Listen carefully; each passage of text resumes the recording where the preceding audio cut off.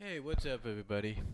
You know, well, not fans, but subscribers and friends on the YT have been asking me to do this for a while. And as you can see by the title, you know what it is. You see, since I did Sonic's Love Life, the three on that one, they've been wanting me to do, actually four on that one. They've been wanting me to do something on some other characters, and they said, why not do Tails?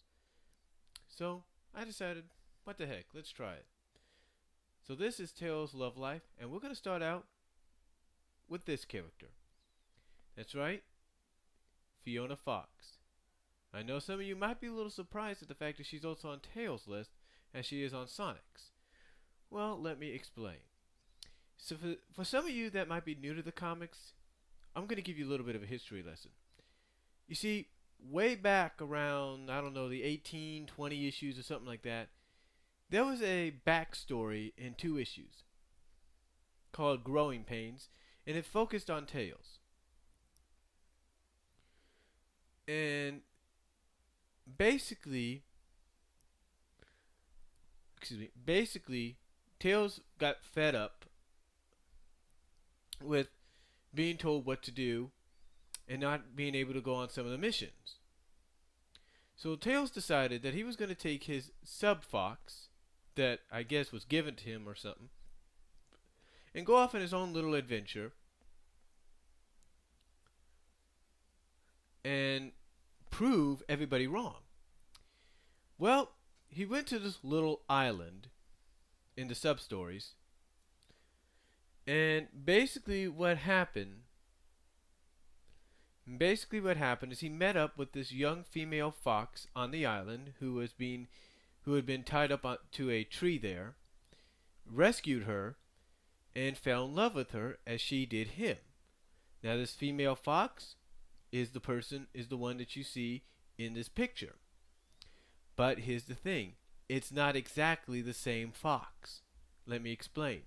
You see, the Fiona Fox that fell in love with Tails and Tails falling in love with her was an animatronic created by Robotnik to capture Tails. Well, after Tails learned the truth about this, he fought the animatronic all the way into the river or into the ocean, to the point that as he was fighting the animatronic and she was about to deliver the final blow, she ended up rusting. So what happened so basically what happened is Tails was heartbroken, and and while he was taking the rusted up animatronic of Fiona, and placed her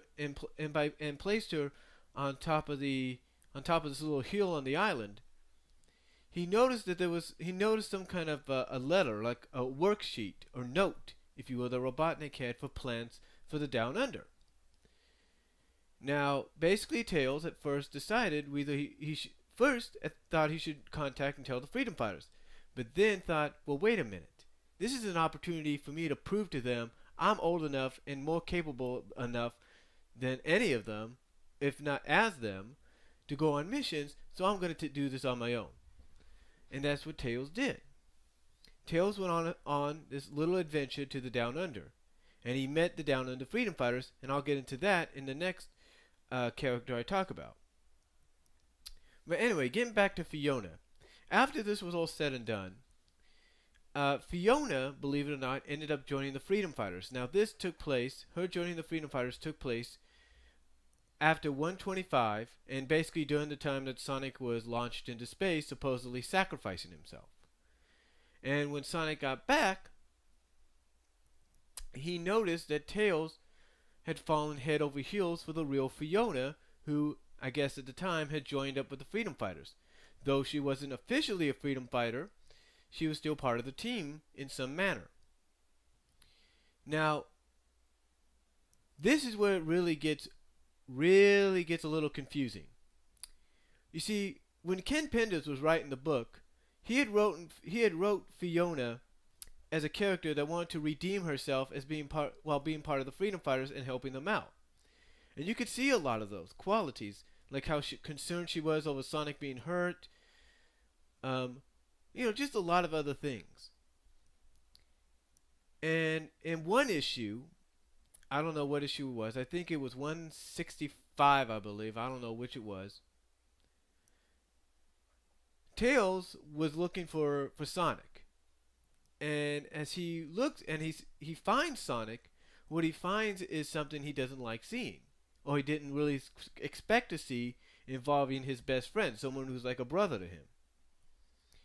And basically, what he saw was Sonic making out with Fiona, and this basically infuriated Tails. Basically, Tails was upset. He wanted to know why. Why? I mean, he basically got in Sonic's face until Fiona had to say, "Hey, look, whoa, time out. What are you talking about? What's going on?" And Tails basically had to finally tell Fiona how he felt. He basically had to tell her, "Look, I've liked you since the first day I laid eyes on your animatronic, and even though the real you is a few years older than me, I was still hoping that maybe we could have a connection." Now, Fiona, of course, understood this and told Tails as calmly as she could and as nicely as she could that, "Look, I like you, I really do, but it just wouldn't work out. You know, you're younger, I'm older, and I need someone that's more of my age, like Sonic." And of course, this upsets Tails to the point that he tells Sonic, "I hate you," and runs off in tears. Yes, well, Sonic thinks he's got to go after him, but she says, "No, Sonic, there's nothing really you can do right now. Just let him be, let him get over it." Now, at first, it looked like he might get over it, but of course, this kind of planted seeds for something later on. Something that the newer writer, the current writer, Ian Flynn, would work on. Ian Flynn, basically, when he came in, did an overhaul on Fiona. Now, it looked like Fiona was still going to be part of the team, but then Ian started to throw in things that really didn't make any sense. All of a sudden, she was disappearing. Nobody knew where she was,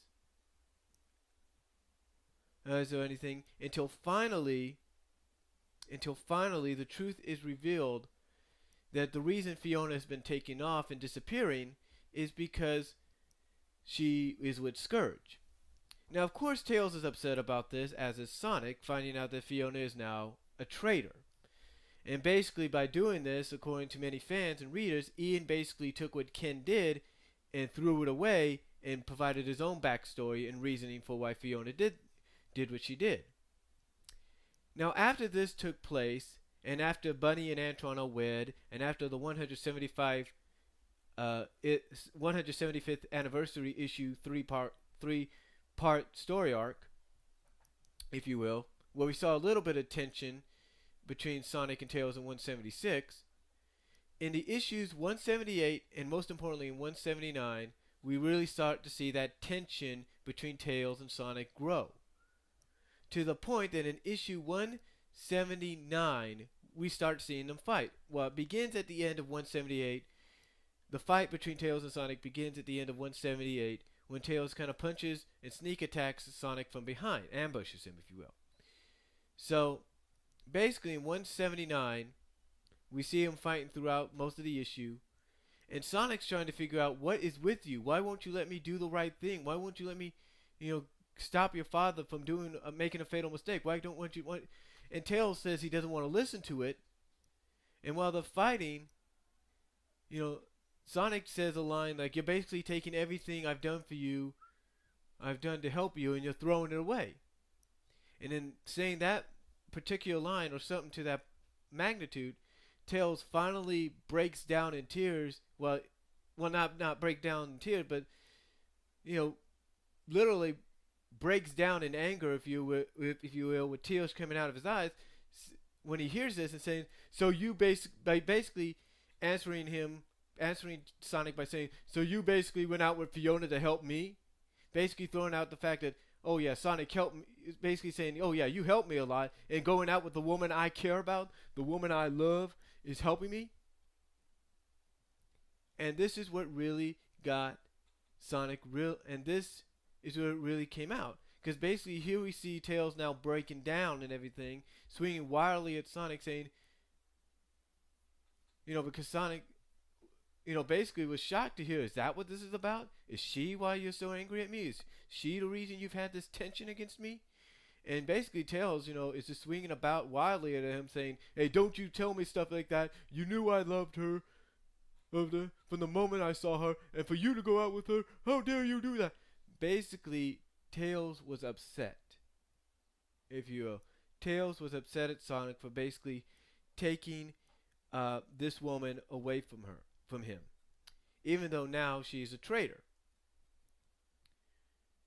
So, anyway, to make a long story short, even before this, Tails kind of has like a little thing about, him and Fiona could have gone down the aisle, and that was in 174. He said that. But overall, make a long story short, he's sort of gotten over it now, even though she tried to manipulate him in Sonic Universe 15. But like I said, he's basically getting over it now, and he's moved on. And there's other women that are interested in him as well. So we'll get into the next one next.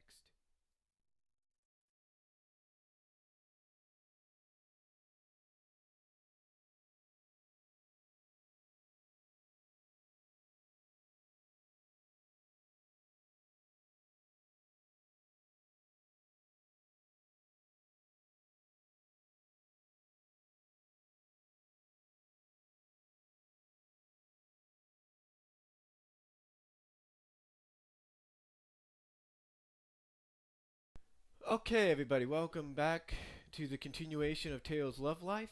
And I'm sorry I ended the Fiona thing real quickly, but like I said, he's basically now getting over her. But now let's take a look at another character that Tails had a crush on, and believe it or not, she felt the same way about him. Ladies and gentlemen, I present to you Barby Koala. That's right. Now, Barby Koala was introduced in the Tails miniseries as part of the Down Under Freedom Fighters. And she, along with Tails, in the final issue of the miniseries, were one of the main reasons that they helped save her teammates, her fellow freedom fighters. Now, I don't know what issue it was. I think it was issue 60 something, or 67, I believe, or 62. I can't really. It was in the 60s. It was the 60 issues. It was in the issues that were in the 60s, if you will. Not the 1960s, but you get what I'm saying. The 60th issues, let's put it that way. It was in the. I can't think of the number right now. I think it was 61 or 62 or 63. I can't really remember. It was around that area. Sonic and Tails, during the world tour, goes down to the Down Under Freedom Fighters, goes down to Down Under because they, I guess they heard something there, and they heard a distress call or something. They go down under, and they're greeted by the Down Under Freedom Fighters. Well, at least two of them, Walt Wallaby and Barby Koala. And how does Barby greet Tails? Well, let's put it to you like this. She kisses him on the cheek, and I don't just mean like a little peck on the cheek saying, "Hey, how you doing?" She lifts him up. It's in this panel. She lifts him up, and you can see this in some of the videos I've done. She lifts him up and kisses him, puts her, I think, her left leg up, just like any girl does when they show affection and sort of like, I guess, a love for that character. And throughout most of the arc, gets it. I mean, not most of the arc, but through most of the issue, after she kisses him, and then they go off to save the other Down Under Freedom Fighters from the from the captive. As they're doing it, as they're going to do this, she holds on to Tails' hand and says, "Yeah, come on, let's go, Tails." And then after that, when they're riding on a raft down a river, she tells Tails, "Be careful of the moss, of the hanging moss." And then at the end of it, she blows Tails a kiss. At the end of the issue, she blows Tails a kiss, saying, "I'll miss you," very sweetly.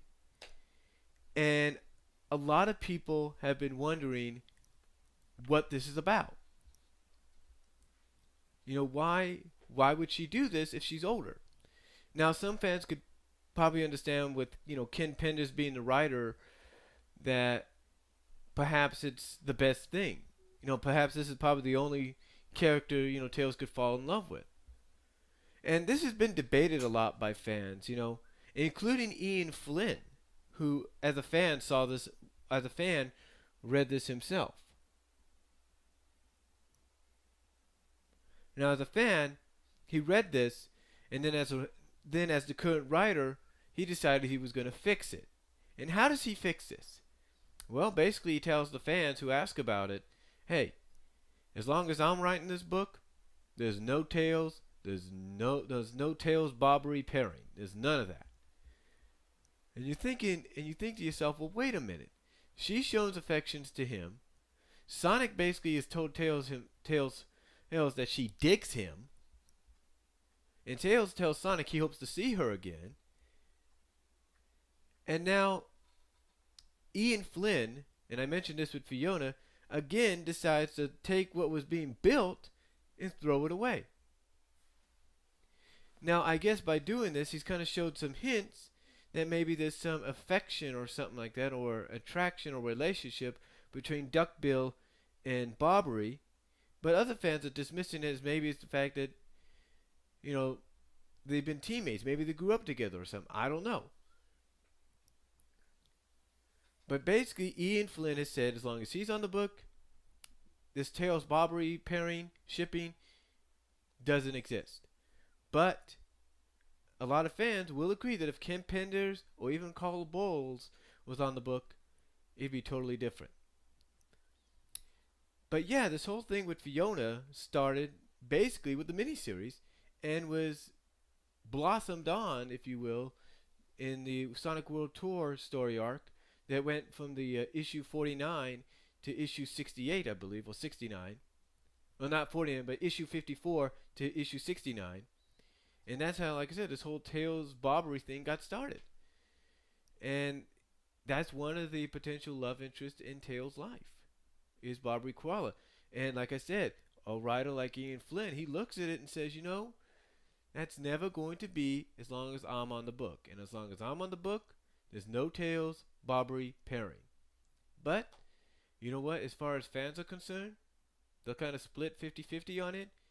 But for those that have been with the book a long time, I can tell you this.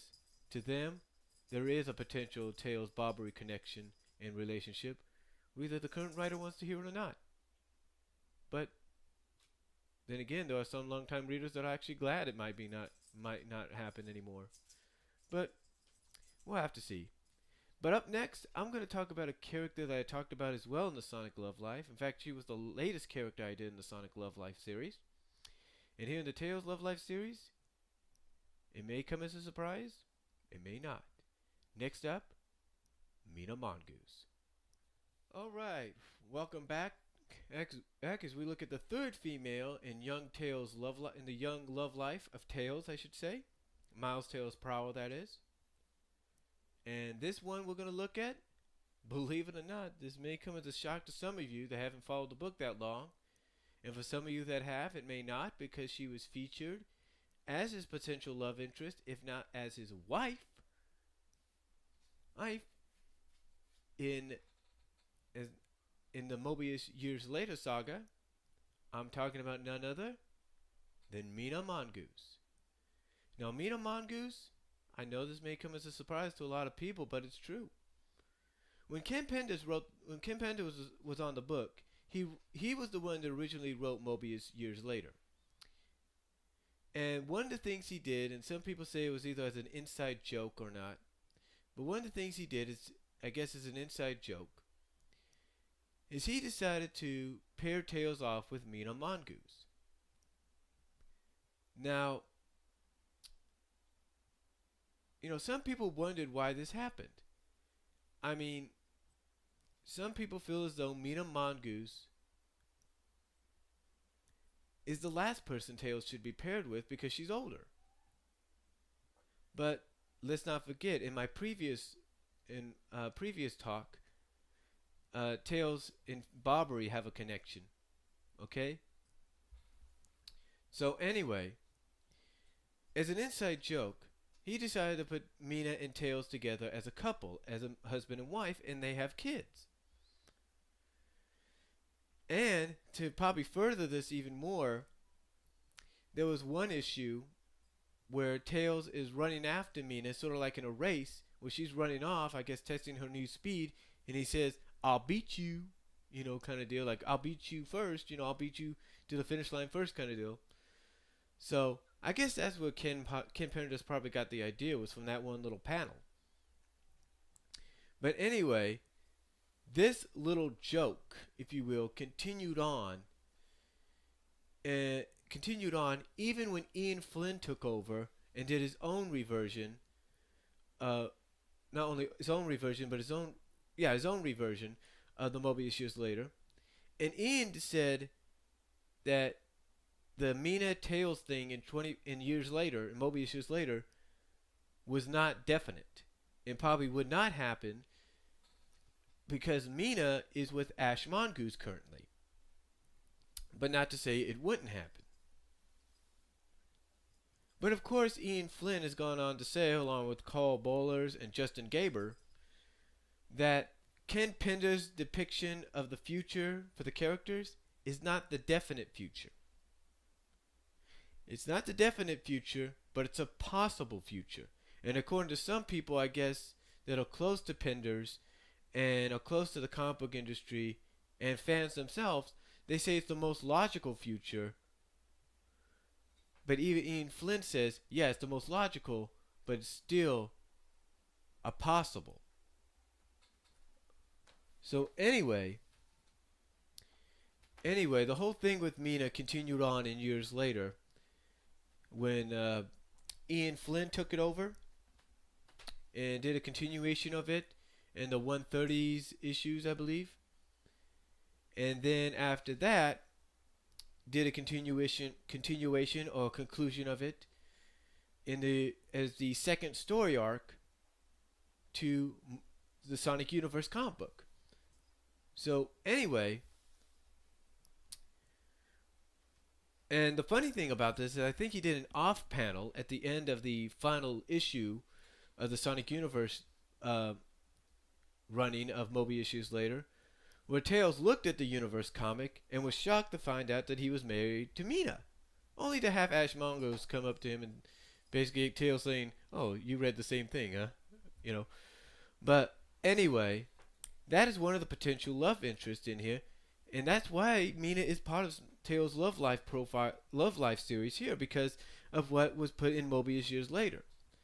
Now again, even though some people feel as though it's not the future, it's still a possible future.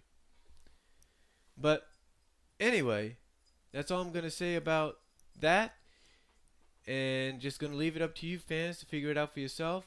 And next up, I'm going to talk about a new character that's come into play. Little Fox. Or Little Moon is her name.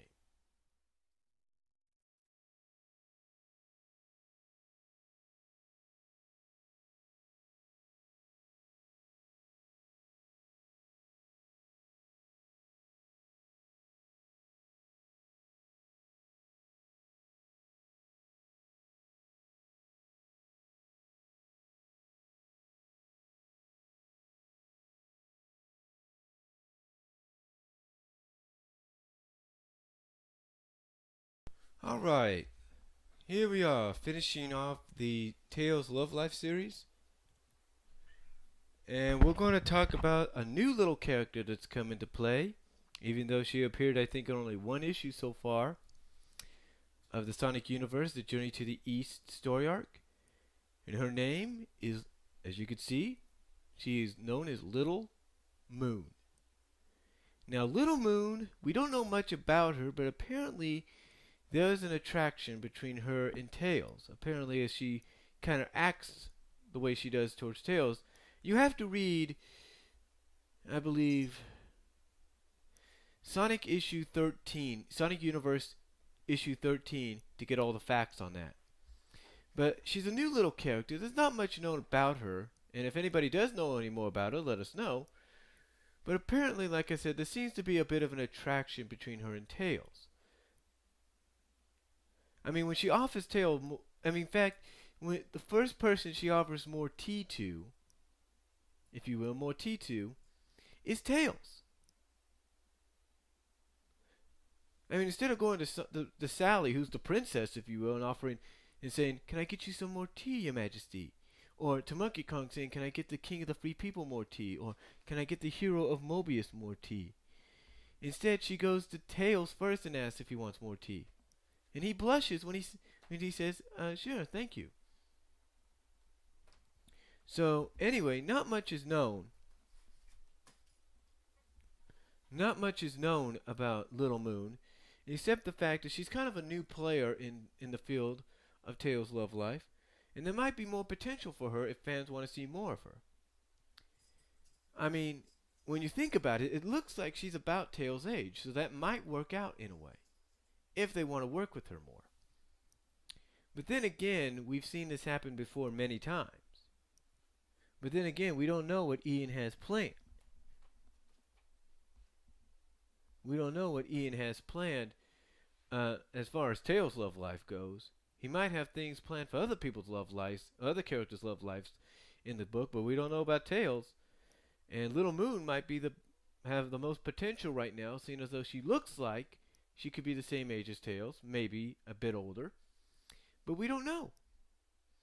And that's the intrigue about this. This is a new character. We don't know much about her, and if anybody does know more about her, they should let us know. But, you know, it's just something to look into. It's just something to look into and kind of intrigue and think about. And that's all I'm going to say about Little Moon, because like I said, there's not much known about her. And again, if anybody does know any more about her, let us know. And that's going to wrap up the whole Tails love life deal. If you got anybody else you think should be in Tails love life or you think is a part of it, let me know. I'll try to probably talk about it as best I can. And thank you for listening, and I'll talk to you later.